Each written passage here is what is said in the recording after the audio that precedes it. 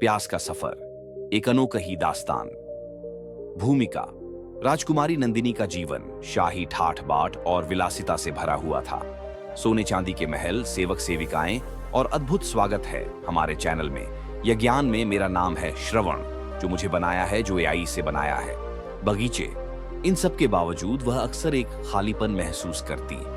महल के भीतर वह जितनी भी चीजें चाहती सब उसे मिलती, परंतु फिर भी उसे ऐसा लगता कि उसकी आत्मा अधूरी है। नंदिनी का जीवन केवल शाही जिम्मेदारियों और सामाजिक रस्मों तक सीमित था। राजमहल में बड़े बड़े उत्सव और सभाएं होती थीं, लेकिन नंदिनी की आंखें किसी ऐसे इंसान की तलाश में थीं जो उसे सच्चा साथी बनने का एहसास दिला सके। अचानक गांव की ओर यात्रा। एक दिन नंदिनी ने सोचा कि महल की चारदीवारी से बाहर जाकर देखें कि आम लोग कैसे जीते हैं।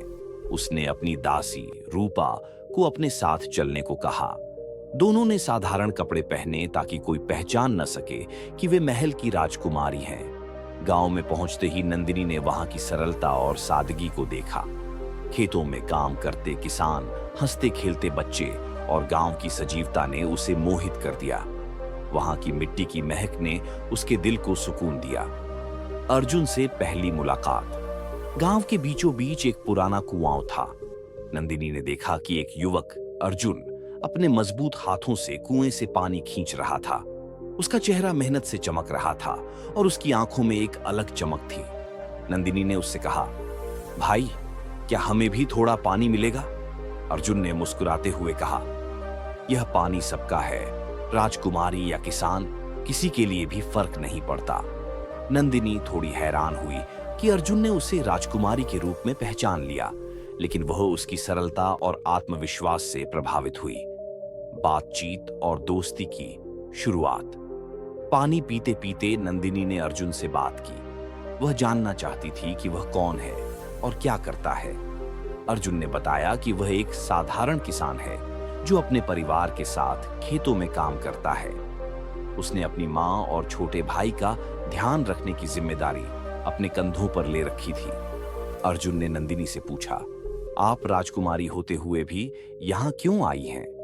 नंदिनी ने कहा, मैं एक ऐसी प्यास महसूस करती हूं जिसे महल की दीवारों में बुझाना संभव नहीं। एक नई यात्रा की शुरुआत। नंदिनी ने गांव में और समय बिताना शुरू किया।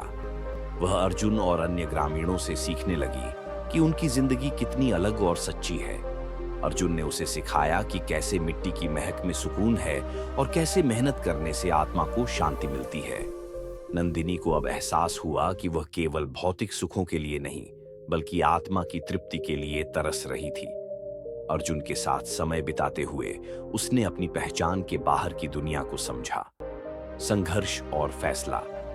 महल में जब यह बात सामने आई कि राजकुमारी गांव के एक युवक से मिल रही है, तो वहां हंगामा मच गया। राजा ने नंदिनी से कहा, तुम्हें एक राजकुमारी की तरह जीना होगा। अर्जुन हमारे स्तर का नहीं है। नंदिनी ने साहस के साथ कहा, राजा बनकर आपने अपनी जिम्मेदारी निभाई, पर मैं अपनी आत्मा की प्यास बुझाने के लिए अर्जुन को चुनती हूं। परिणाम। अंततः नंदिनी और अर्जुन ने एक ऐसी दुनिया का निर्माण किया जहां प्यार, सादगी और सच्चाई का वर्चस्व था। नंदिनी ने महल को छोड़कर अर्जुन के साथ गांव में रहना चुना। उन्होंने मिलकर गांव की स्थिति को सुधारने का काम किया और अपनी कहानी से सिखाया कि सच्चा सुख धन दौलत में नहीं, बल्कि दिल की तृप्ति में है। धन्यवाद दोस्तों, आपको ये स्टोरी अच्छी लगी होगी। मिलता है दूसरे टॉपिक में, तब तक गुड बाय।